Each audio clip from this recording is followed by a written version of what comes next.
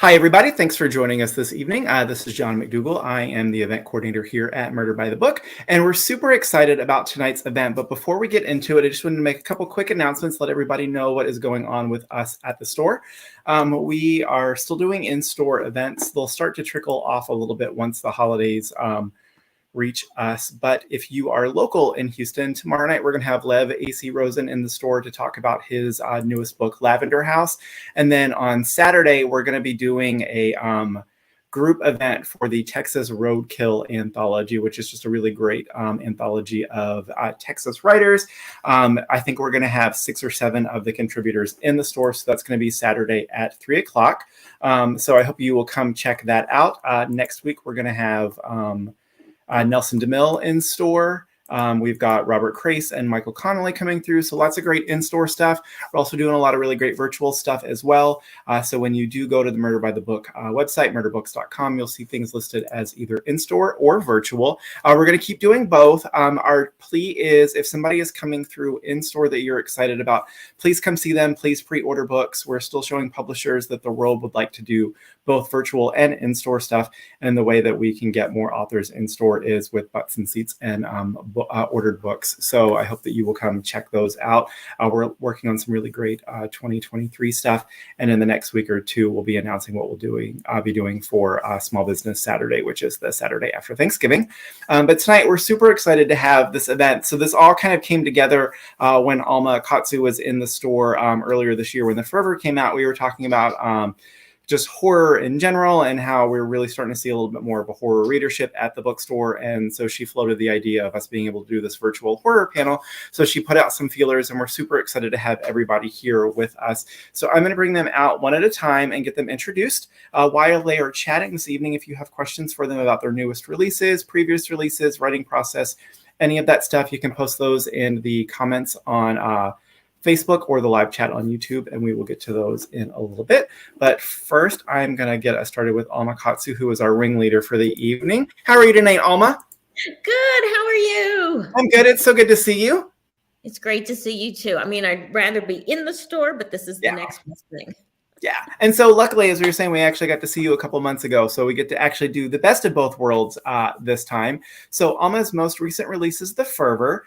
She is the award-winning author of 6 novels. That might be 7. This might be an older bio. Most recently, Red Widow, The Deep, and The Hunger, and of course, The Fervor that just came out. She is a graduate of the Master's Writing Program at the Johns Hopkins University and received her bachelor's degree from Brandeis University. Prior to the publication of her first novel, Katsu had a long career as a senior intelligence analyst for several U.S. agencies, and she lives in West Virginia with her husband. Next up, I'm going to bring Jennifer McMahon out, who we also got to host in the store. It's been years, but we actually got to host her in store as well. How are you tonight, Jennifer? I'm good, thank you. I'm so excited to be here. But like Alma, I'd rather be in the store, but this is the next best thing. Next time, and we'll have next to time. Yeah. So Alma's most recent release is The Children on the Hill, which comes out in paperback on Tuesday. Jennifer is the New York Times bestselling author of 11 novels of suspense with supernatural overtones, including The Winter People, Promise Not to Tell, and her latest, The Children on the Hill. Her novels have a signature tone that combines stories about real, relatable people with the mysterious and a creeping dread that makes them irresistible to readers and book clubs alike. She left her creepy Victorian on a hill in Vermont to move to Florida, and we'll have to see if this has any impact on the subject of her stories. Next up, we're going to bring out Paul Tremblay. How are you tonight, Paul? Great, John. Thanks for having me. Thanks so much. We were saying before we haven't actually hosted Paul in store for an actual book signing, but he did actually get to come by and sign stock for us in September of 2019 when he was in town doing an event with the Alamo Draft House. His newest release is The Pallbearers Club, which came out in July. Paul has won or been nominated for just about every award there is for a speculative fiction writer. The Bram Stoker, British Fantasy, Massachusetts Book Awards, to name a few. He's written some of the most acclaimed horror novels of modern times, including Head Full of Ghosts, The Cabin at the End of the World, from which the upcoming movie Knock at the Cabin was adapted, Survivor's Song, and Disappearance at Devil's Rock, and short story collection Growing Things. His nonfiction has also been published just about everywhere, including the New York Times and LA Times. Interestingly, his degrees are in math, and he's a math teacher. And we do have Gabino Iglesias here with us. How are you tonight, Gabino? I'm dying, but I'm here. Oh, I'm sorry. Wouldn't miss it. Gabino's most recent release is The Devil Takes You Home, which came out in August, which we got to host him in store for when it was released. Gabino is a Stoker and Locus award-nominated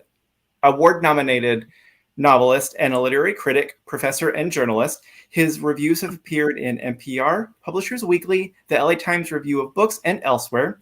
He is the author of Coyote Songs and Zero Saints, and his most recent novel, the super buzzy The Devil Takes You Home, was a Book of the Month club pick and got him featured in the New York Times. So as I mentioned in my intro, if you guys out there watching have any questions for any of the authors, just post those in the comments in the live chat, and we will get to them in a bit. But for now, Alma, I'm going to turn it over to you, and I will see you guys in just a little bit. Thank you so much, John. Hey, Gabino, I'm glad you could make it. I heard you have strep. I do. So I have a sexy voice. Man, when I get sick, I just get nasally because I have a cold. I don't have strep. So I picked it up in Boston, and yeah. And you know me, I had to be here. I don't care.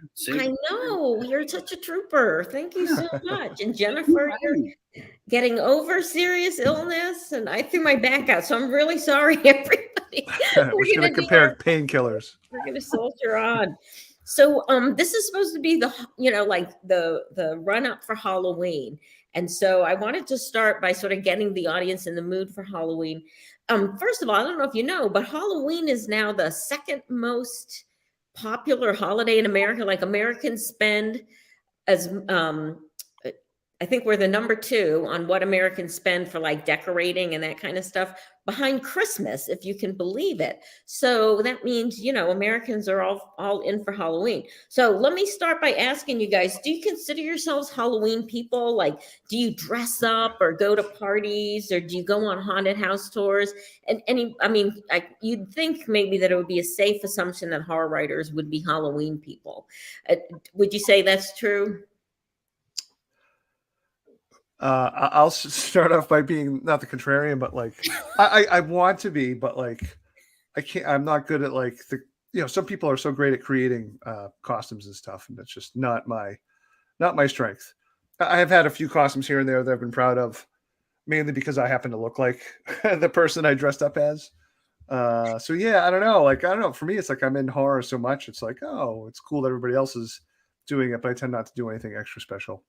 I have to say, I'm not surprised hearing you say that you're not really, although I feel like I've seen a couple pictures of you in some interesting costumes. I guess the most interesting would be I once showed up at the Merrimack Valley horror thingy-majig. Cold head, remember? So if I forget words, that's why. I once showed up in a cucumber costume. Sorry. Everyone asked me if I was a pickle. I was like, no, it was a cucumber. The only other costume I was proud of, and I actually saw Adam Caesar, or is it Cesar, do it first. And he was out dressed like Quint. And I was like, oh, I've got that hat. I've got that jacket. So I quickly shaved this part off. I wish my hair was long like it was now, because I could have really pulled off Quint.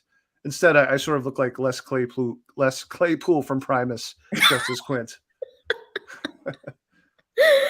That still counts. What about you guys, Jennifer or Gabino? Either one of you guys like Halloween? I'm a Halloween person. I love Halloween. It is my favorite day of the year. It always has been. Dre and I actually got married on Halloween because it's my favorite day of the year. I know, and it's just we have more Halloween decorations in our house than Christmas decorations. Although we've just moved and I can't find any of them right now, so I haven't actually decorated this year. But I love all things Halloween. And I recently moved to Florida, and my daughter and I are actually going to go to the Universal theme park scary Halloween thing next weekend. And I'm super excited. So I love anything haunted and terrifying, and bring it on the haunted houses, bring on all that stuff. I love it. Wow, that's good. Now you're representing really well for the group. So can I pick on you, Gabino? Do you dress up for Halloween? I stopped dressing in my 20s. It was a lot of time and effort and sometimes money. But I kept the rest, and including wherever I've lived, the Halloween decorations from X year that I buy new, they go up and they never come down. because they're just, October. Oh, it's spooky season. No, this is how we live.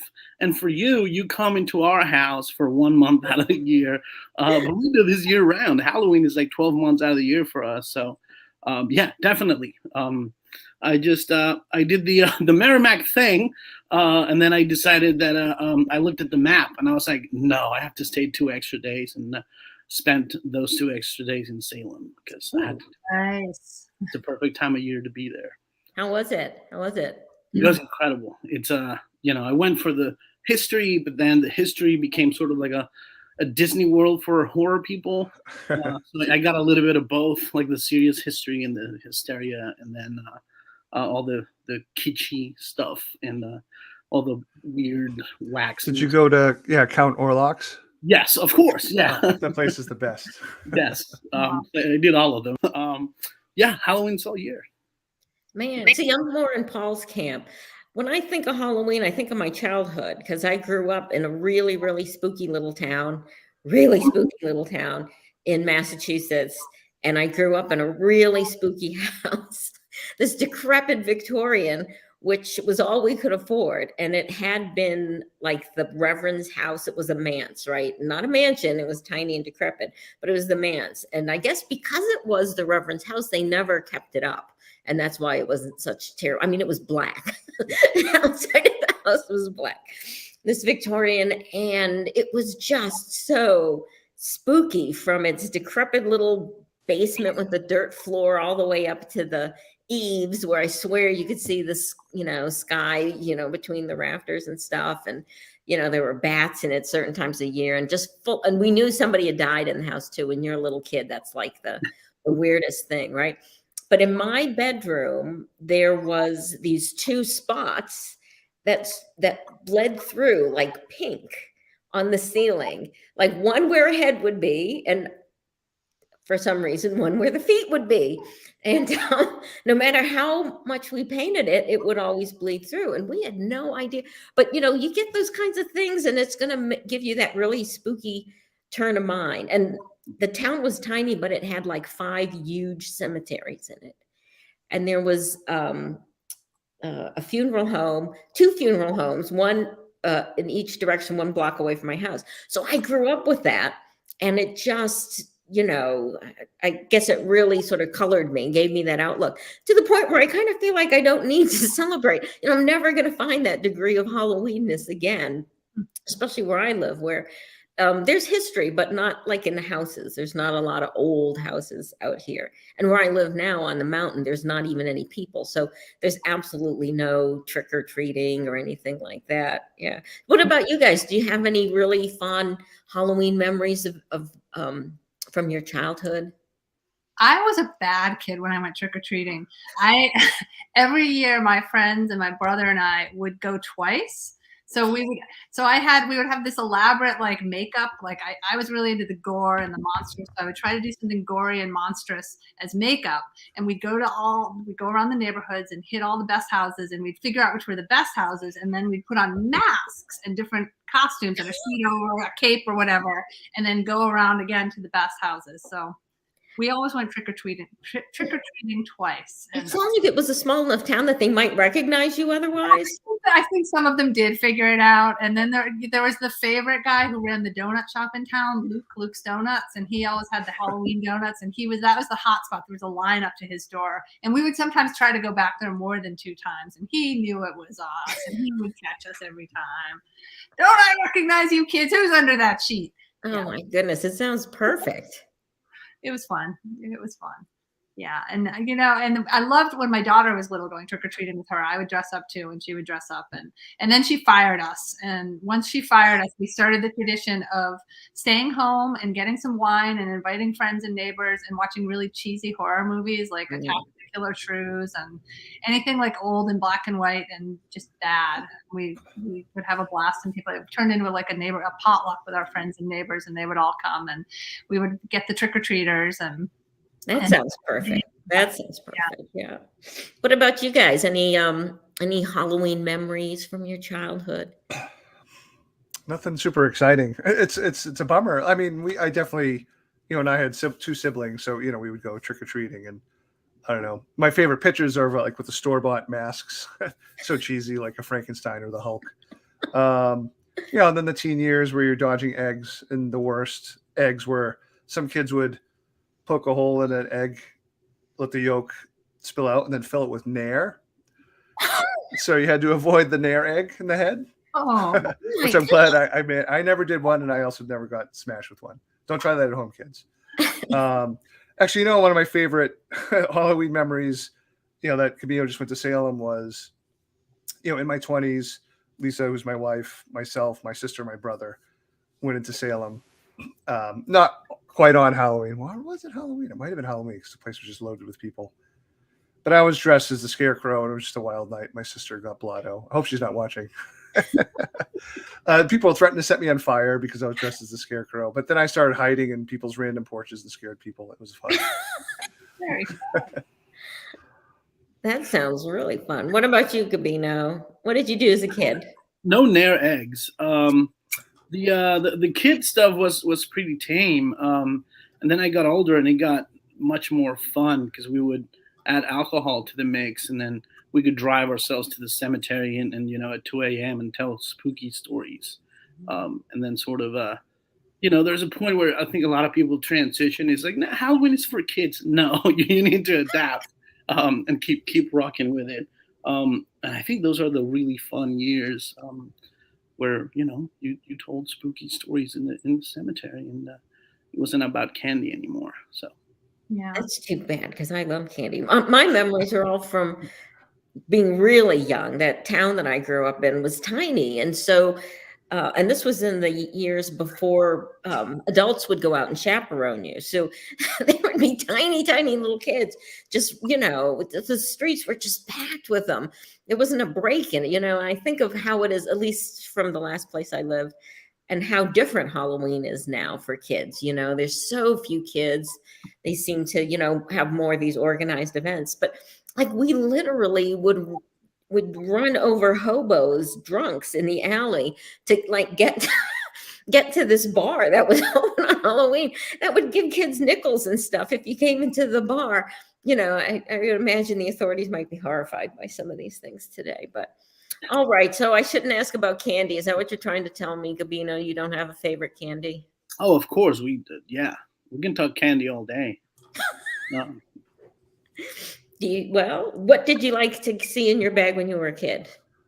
Full bars. Yeah, I mean nickels and pennies were fine because they would add up, but sixlets and because you could keep them in your pocket.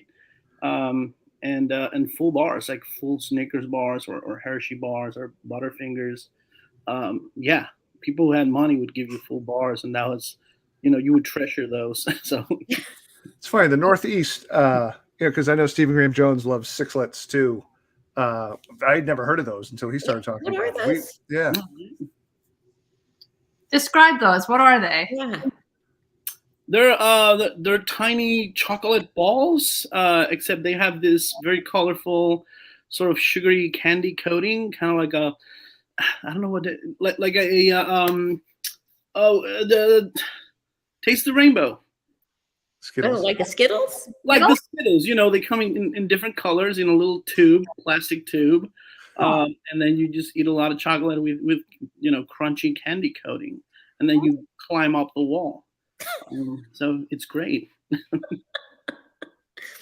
So, Paul, what about you? What's your favorite candy? I mean, I definitely never saw full candy bars as a kid. I don't remember. Maybe it's just me being a bitter old person. But because when my kids would trick or treat, they would sometimes get full candy bars. I'd be like, you guys have it so easy. Snickers is probably my favorite, but I also love the super sugary stuff like Nerds, chewy sweet tarts. Stuff. I mean, candy, anything. I still eat way too much of it. Us too. What about you, Jennifer? You got a favorite? I'm a big chocolate peanut butter person, so the Reese's cups, those are my favorite. And now they've got the bats and the pumpkins and all the fun shapes, and we buy those. Those are in our house right now, I think, as a matter of fact. So Right. One of the biggest joys as being an adult is realizing that I can just buy candy year round. We keep our candy jars full all the time.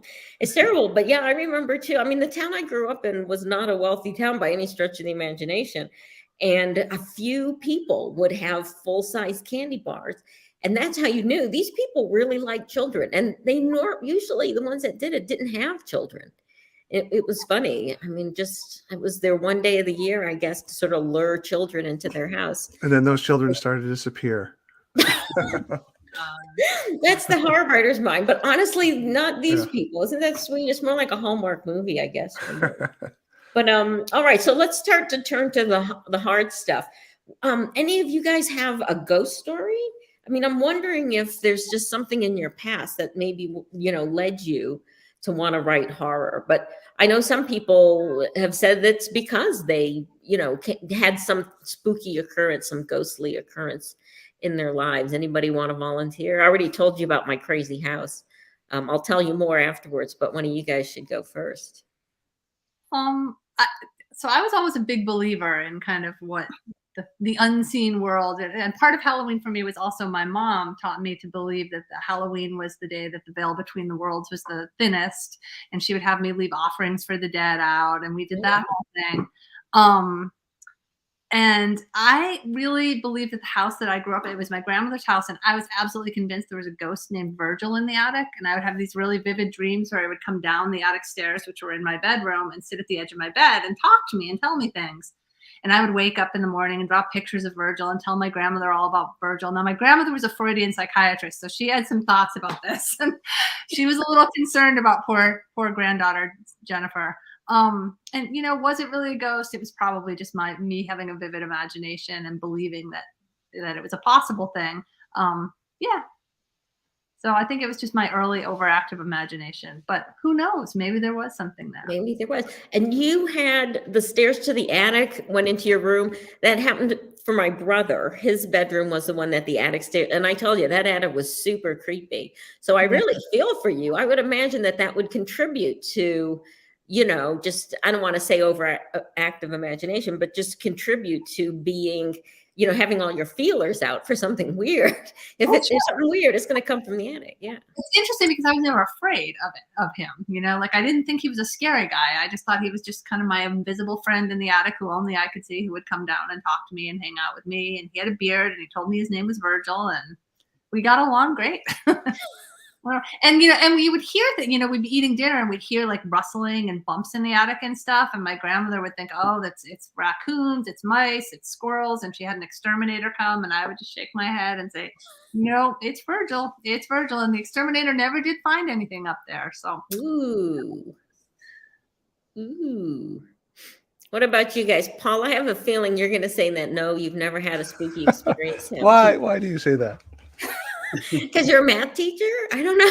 No, I mean, I've never had like what I would consider like a ghost story happen. No, but like as a kid, I was afraid of everything. Our house's basement especially was, super old foundation with part of it like a crawl space that was like a dirt floor, and it was terrifying. Like I'd always be sprinting up the stairs, and I'd have to go down there a lot because this was like pre-Walmart, Costco, but my parents would order like bulk foods from someplace delivered. It was like a lot cheaper, so we would have like giant boxes of cereals downstairs, and I always ate cereal, so I'd have to go down there to get cereal if we ran out, and it was always a terrifying experience.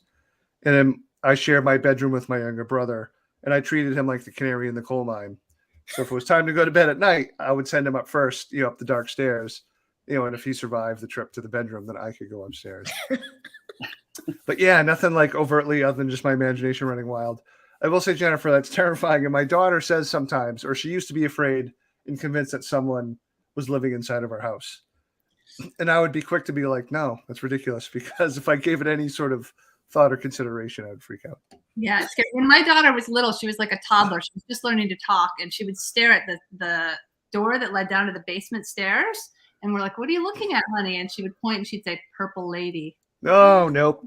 No, what do you mean? And then she said that there was an old lady in a purple dress who lived in the basement, and it was absolutely terrifying. Oh my God, scary! It's great. We had a friend who's had a young son who they really felt that he could see the dead, and he would say, and when you were around this kid, you could, that was probably the closest I ever got to thinking that this was somebody who actually was seeing seeing the spirits of the dead.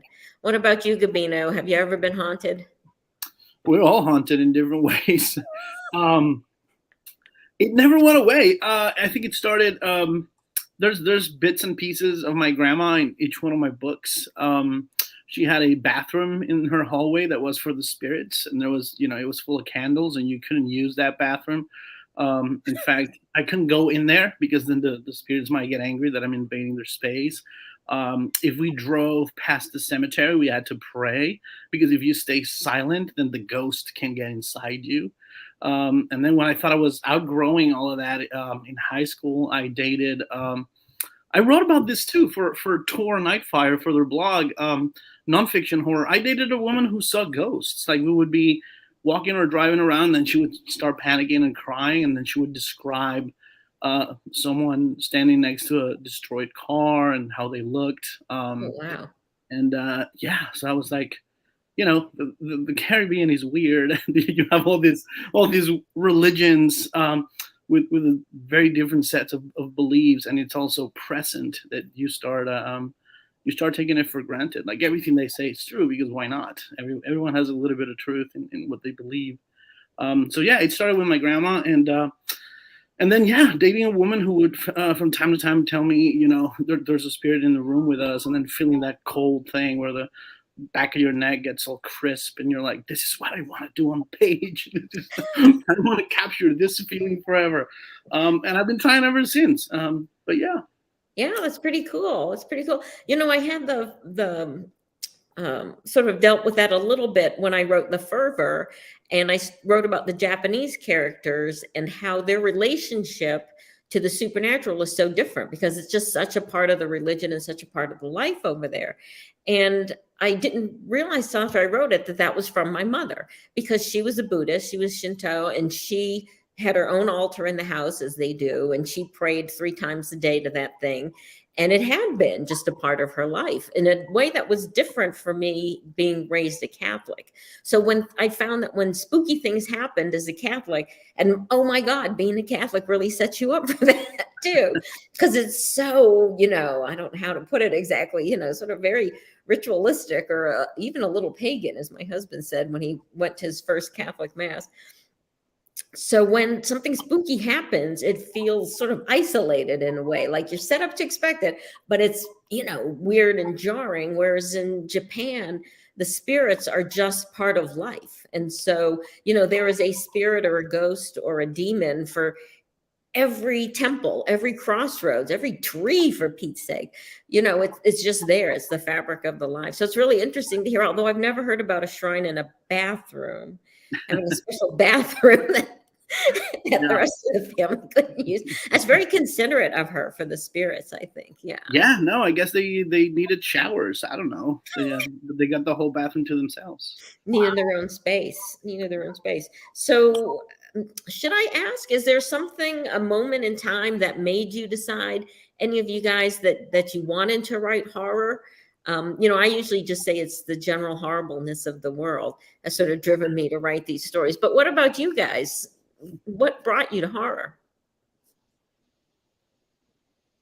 I'll break the ice. I was starting to learn English, and I think it was my second English class, and we had to write a story to start working on verb tenses and all that stuff. And I wrote a story about a woman in my neighborhood who had a deformed, mutated baby, and she locked him up in the basement, and the baby just grew and grew and grew, and then one day broke out and slaughtered half of the neighborhood.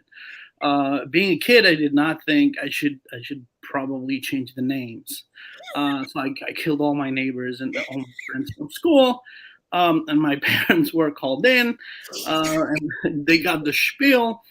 And I was like, it's a little story. It's having this impact. And I'm here. I'm not in class. I'm like, the psychology ladies like bringing me to the office. And she did her spiel. And at the end of that, my dad looked at her and said, okay, I heard you, but tell me this. Was it well written? And at that moment, I was like, oh my God, I can get away with it as long as it's well written. And that was the message that I got from that whole thing. And it's funny because then I stopped. After that, I never wrote in English again until 2008 when I moved to the States. I always had that story in the back of my head, like, you can kill everybody as long as you do it well. So just try your best. And that was, I think I was in, I don't know, 5th grade, 6th grade, maybe. And that was the moment. It took a while. But I love that story. I love that story. That's great. So I wrote my first short story in 3rd grade in Mrs. Brennan's 3rd grade class. It was my first creative writing assignment.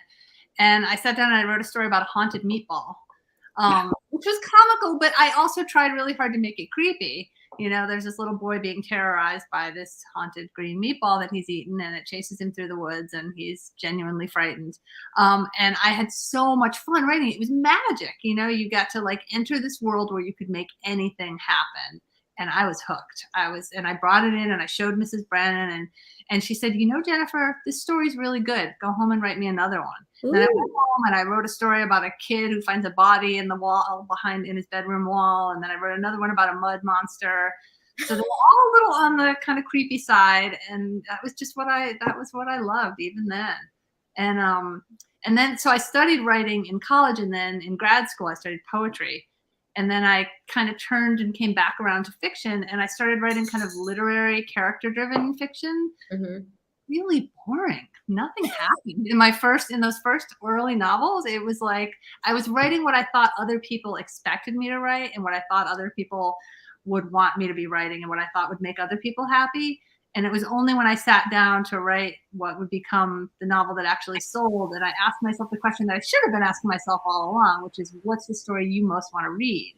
And it came back loud and clear, a ghost story. So I sat down to write a ghost story, and that became my first published novel, Promise Not to Tell. And I kind of haven't looked back. You know, I've gone back to my haunted meatball roots, and I've been trying to write about creepy things and the things that keep me awake at night. And because that's what I like writing about, that's what I like reading about. Oh, thank God you do too, because they are fabulous and very singular in a way. What about Paul? Paul, do you know what your writing moment was? I think my career really got started with some haunted spaghetti meal, so not that much of a leap. So I mean, I didn't start writing until my early 20s, so definitely a bit of a different sort of how I got there. But you know, my earliest memories of things that I loved to watch were monster movies. Like, we had a show called Creature Double Feature in New England, you know, that I obsessively watched every weekend. And the first movie was Godzilla, Kaiju, and the second movie would give me nightmares, as silly as those were. You know, as a child of the 80s, like, our neighborhood had HBO and cable before most places, it seemed. So, you know, and they showed the same movies over and over again. So I would see, you know, scary movies between my fingers on HBO. I would, again, my brother, the canary in the coal mine. When Poltergeist came out, the scene where dude tears his face off was too much for me. So I would take my brother Dan and say, Dan, you can't watch this, and take him out of the room. He wanted to watch it. I need an excuse to not watch that stuff. But it wasn't until I was in graduate school, where, like, coincidentally, Lisa, who I just started dating, had bought me Stephen King's The Stand for my birthday. And then when I was up in Vermont doing, like, the long distance relationship thing, I had a lot more free time. So I just fell in love with reading King. And then from there, I discovered, like, you know, Peter Straub and Clive Barker and Shirley Jackson. Then after 2 years of that, like, all those stories, I mean, I think there was some sort of hidden want for me to do something creative. Maybe I wished it was music, but it turned out to be writing. Like, just reading, whenever I read something that's great, and that includes everybody in this room, you know, your fiction inspires me. That's what makes me want to write. It's like, wow, I don't think I can do it as well, but it just makes me want to try to play with the whole group, you know? That's awfully kind of you to say, because your fiction is among that I admire the most. Oh, stop. You know, it Thank really is. It's like transcendent, you know? And yes. I'm not exactly sure how to follow that up, except Thank you so much. The other crazy extreme, you know, for a lot of girls, especially girls, I guess, and women too, you know, we're influenced by horror, but sort of in a romantic way. You know, we watched Dark Shadows and a lot of those Hammer horror films. I watched Creature Double Feature too, growing up in Massachusetts. And I remember a lot of Hammer horror films, which, you know, the vampire, especially the vampires, right? They're all kind of romantic in a violent, weird way. And so that's probably what influenced. And of course, I loved Anne Rice when I was growing up. I loved reading her as well. So that was sort of my entree in. And maybe that's why people say I'm not super, my writing isn't, you know, super horror, right? It's maybe a little horror adjacent. But so we've come to the moment where this is a question that's been on my mind a lot. I think about it a lot, probably because I think all horror writers get this from sometime. You know, you're writing, it's whatever, but it's not suspenseful or it's thrilling, but I don't really consider it horror. So I kind of wonder sometimes, what is horror? I mean, it seems like it's more popular than it has been in a long time lately, that we're kind of in a new horror moment. There's a lot of horror movies and a lot of horror TV shows, and it seems like more horror novels and more broadly. But I thought I'd ask all you guys too. What do you think? What do you think is horror? And are we in a horror moment? That's a big question, huh? Is that a cat's tail, Jennifer? The cat is like attacking. Sorry. I guess I'll go in first, and I'll try to be super brief. I mean, because that's a hard question to answer, right? I would say first, instantly dismiss anyone's opinion on just about anything if they say, "Oh, that wasn't scary. It's not horror." I mean, honestly, like, don't listen to them about the weather or food opinions or anything really. It's such a I mean, because what's scary is subjective, right? I mean, what makes you laugh and what makes me laugh, what makes you scared, what makes me scared is different.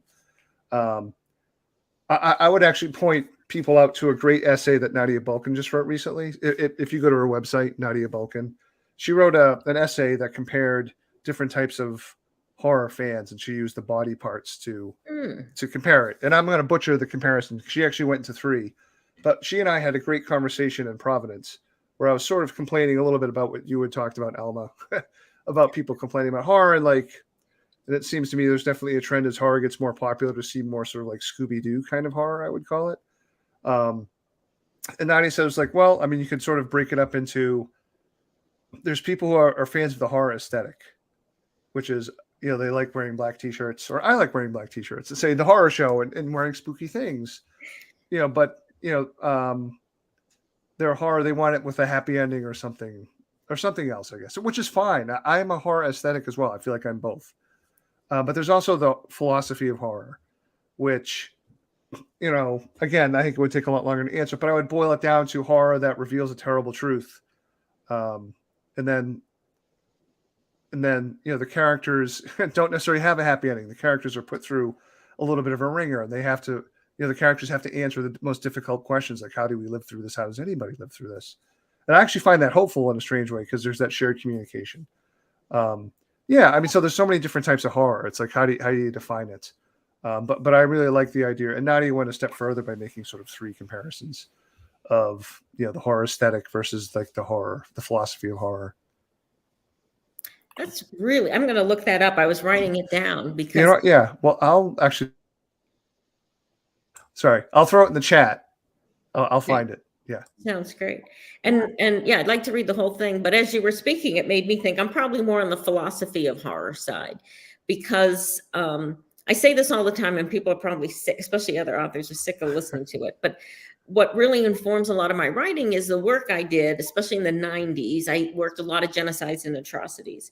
And so I got to see very closely in minute detail the most horrible things that people can do to other people, usually for no damn good reason.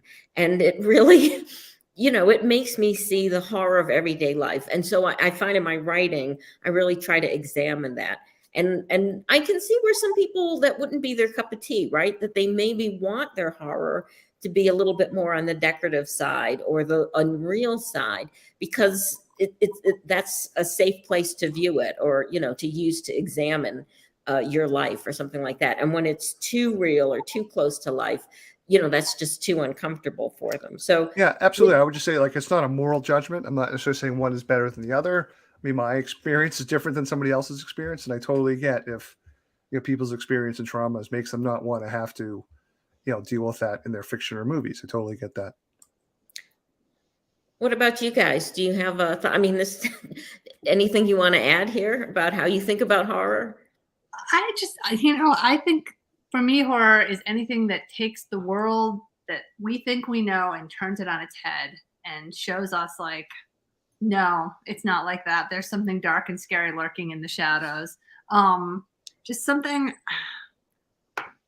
Yeah, it's about exploring those shadows and the darkness. And for me, both reading and writing, it's about exploring my own fears. My best writing comes from when I sit down and I'm genuinely exploring my own fears on the page and trying to figure out what's up with that. I say this all the time that you hear in writing programs, write what you know.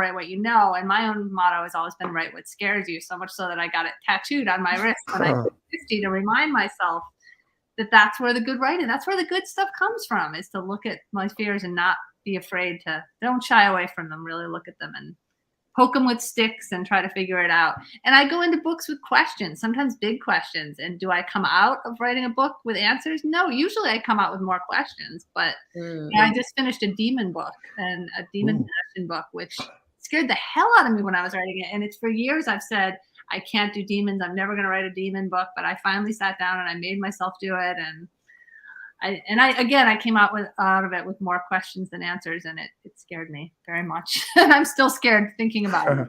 Wow, I can't wait to read that one. You'd brought it up before, and so it's done. Yay! Yay!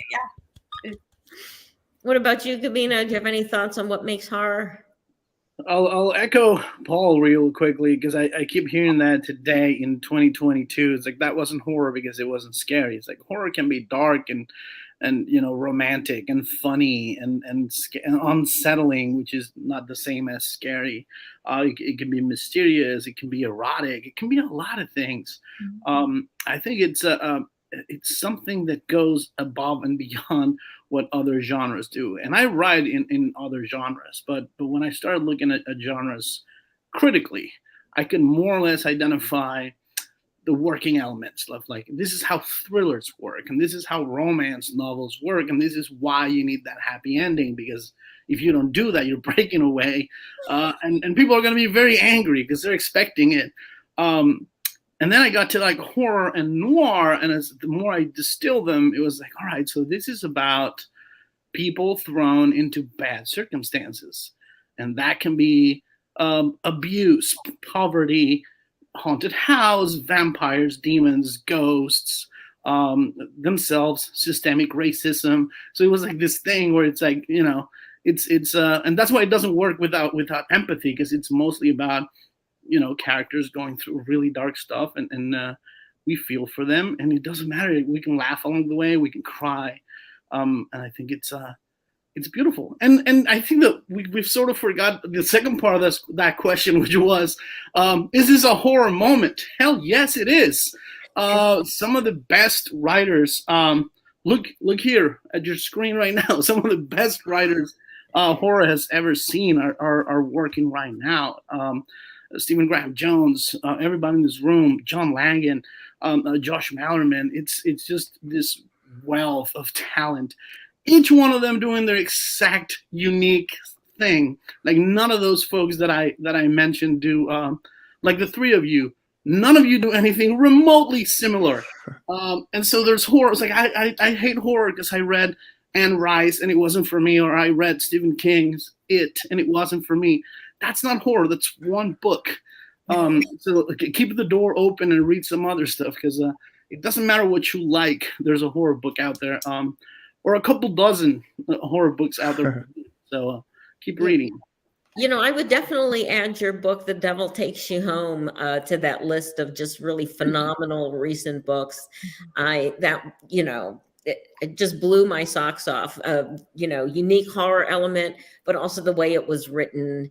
there was empathy on every page, and yet there was also just complete abject terror and suspense. What was going to happen next? Thank you very much. Yeah, it's definitely, I think, a modern classic there. We're almost out of time. It's almost time for questions. So why don't we just jump to the last one, which is, and you kind of just did it too, but are there, there could only be 4 of us on the panel tonight. Are there some other horror writers that you'd like to give a shout out to, or any books you've read recently that you just really love and you want to put on people's radar? Ooh, I just started The Daughter of Dr. Moreau, and I am loving it. I love the way she writes. It's just so rich and evocative and atmospheric, and so yes, I just started that. So that's a good one.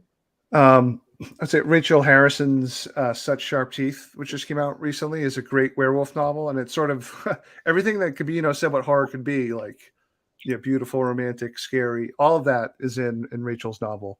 And one of my favorite books that I've ever read, that means ever, is coming out in February by Mariana Enriquez, and it's called Our Share of Night. sure. It's they're sort of the publicity team over at her publisher is calling it Roberto Bolaño meets cosmic horror. I mean, that presumes Bolaño was in Argentina, not Chile, but I guess you get the point of the comparison though. But it's an amazing novel. Her collection, Things We've Lost in the Fire, is one of my favorite collections. Yes, I knew that name sounded familiar. Yes, that is an amazing collection. Yes. Yeah. So I'll give you those 2.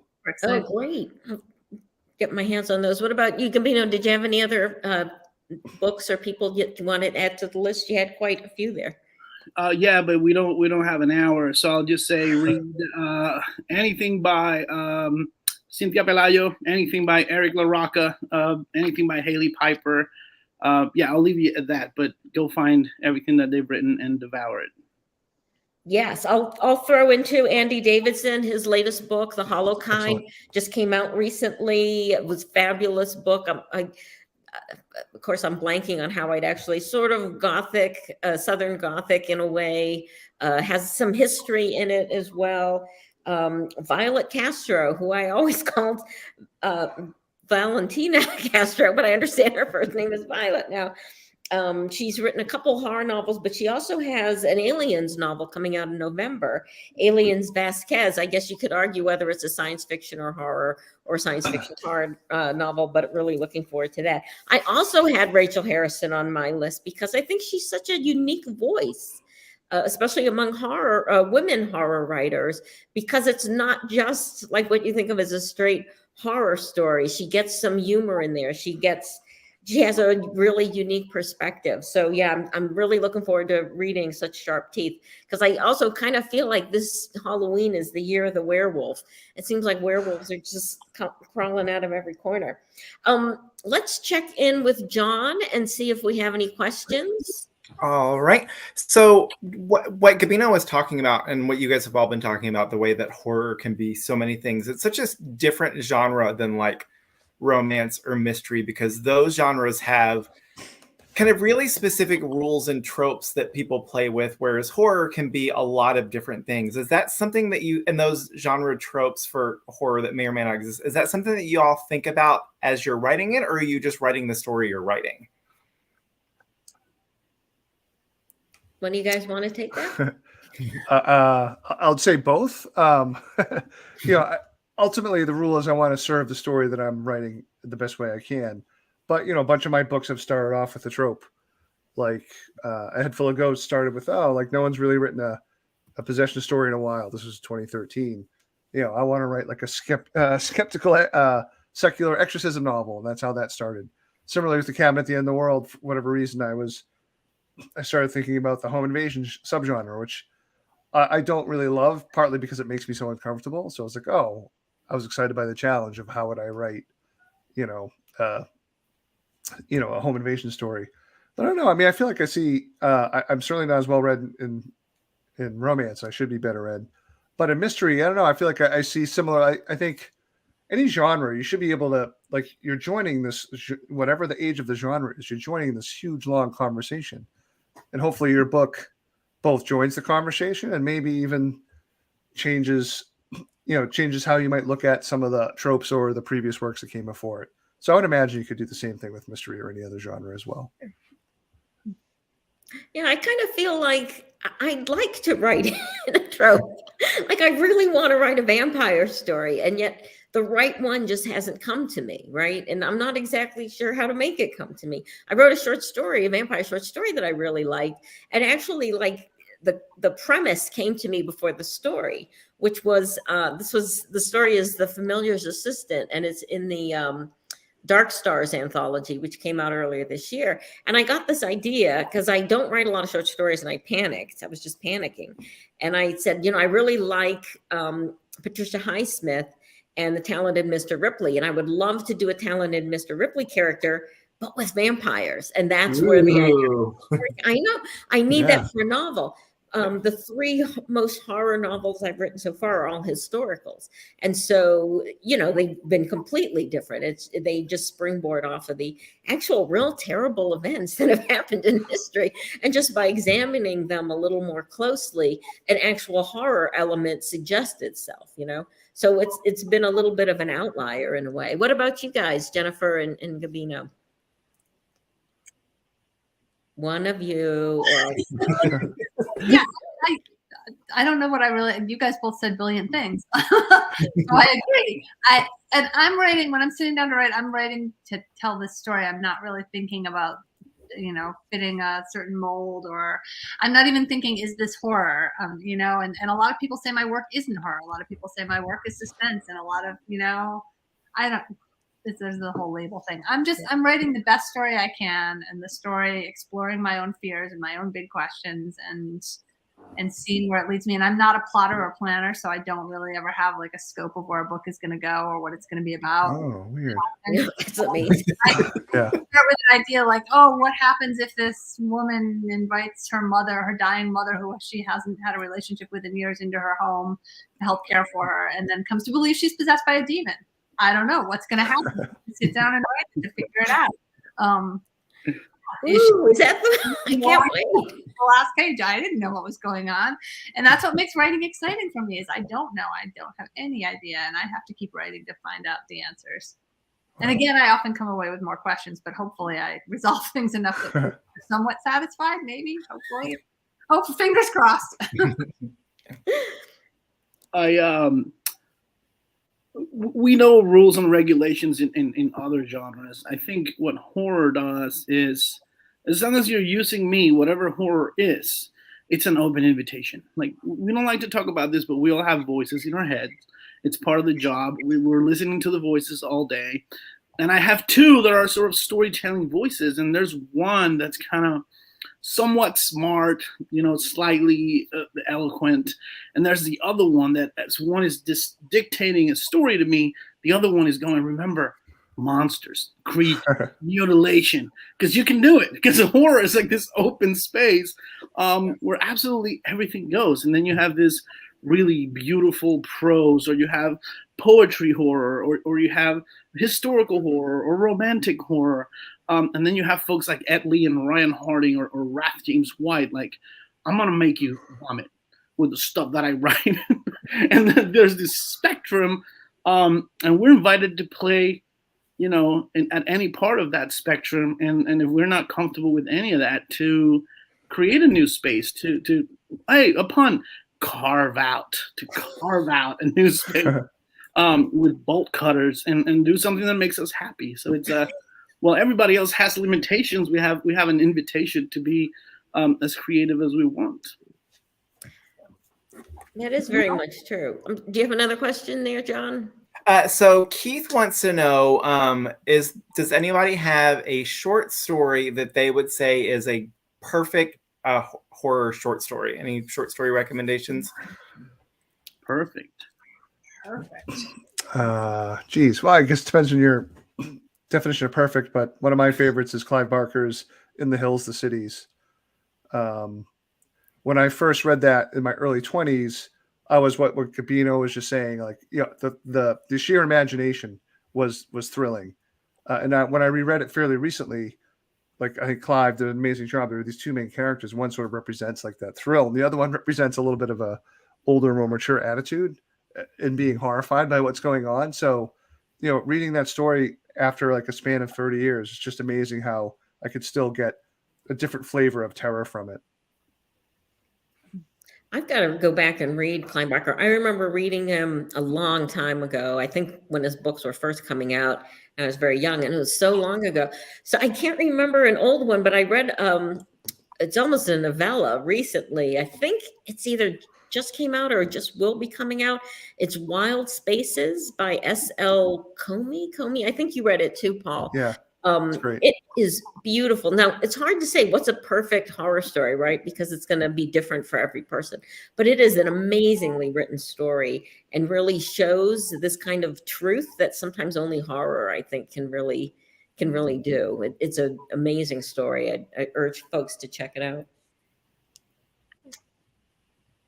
Oh, perfect horror story. Where are you going? Where have you been, Joyce Carol? That is, I mean, it's literary, but it's horrifying. It's truly terrifying, I feel like. And so much of Shirley Jackson, her short stories. I mean, yeah, just about anything she writes. She's like the queen of the creepy atmosphere, and just she builds dread like no writer I know. Yeah, she's amazing. And so many people just know The Lottery and don't really go beyond that, but there's so many other dark, creepy stories. I'll take the easy way out. Anything by any short story by Michael Sisko, and any short story by Brian Evanson. Oh my God! Of course, I'm going to blank on the name. Paul, the dog walkers story. What's the title of that story? Notes from the Dog Walker. Notes from the. That's a perfect short story. Yeah, some of my favorites too, that people don't, I guess, necessarily associate with horror is Daphne du Maurier, kind of like Shirley Jackson, has some really good. I mean, they just read like these really great, creepy Twilight Zone episodes. People don't think they think of like the gothic romance of Rebecca and stuff like that. But if y'all watching out there have not checked out her short stories, they're fantastic too. Yeah, and she wrote the story "The Birds" that the Alfred Hitchcock movie was based on.